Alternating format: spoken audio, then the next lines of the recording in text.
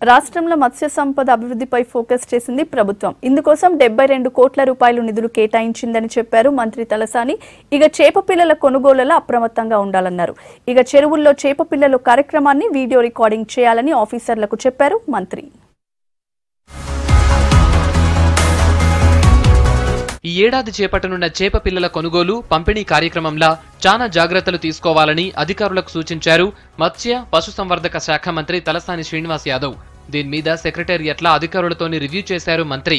చేప పిల్లల కొనుగోలు, రవాణా, చెరువుల్లో విడుదల కార్యక్రమాలకు సంబంధించి అనుసరించాల్సిన పద్ధతుల్ని ఖచ్చితంగా అమలయ్యేలా జిల్లా కలెక్టర్లకు సూచనలు చేయాలని ఆదేశించారు.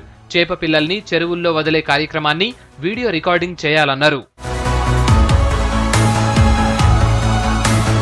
మత్స్యశాఖలో మరింత మంది సిబ్బంది లేకపోవడంతో చెరువుల్లో చేపల్ని విడుదల చేసేందుకు రెవెన్యూ, పంచాయతీరాజ్ శాఖ సిబ్బంది భాగస్వామ్యం చేయాలన్నారు మంత్రి. ఇందుకోసం జిల్లా కలెక్టర్లకు లేఖలు పంపాలన్నారు. అర్హులైన వాళ్లకు లబ్ధి జరగాలంటే అధికారులు కఠినంగా వ్యవహరించాలన్నారు తలసాని. నిబంధనల ప్రకారం లేని చేప పిల్లల్ని చెరువుల్లో విడుదల చేయకుండా చూసేలా మత్స్యకారులను తయారు చేయాలన్నారు.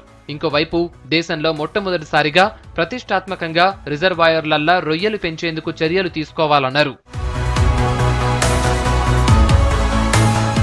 గత అనుభవాల్ని దృష్టిలో పెట్టుకుని పనిచేయాలని అధికారులకు చెప్పారు మంత్రి.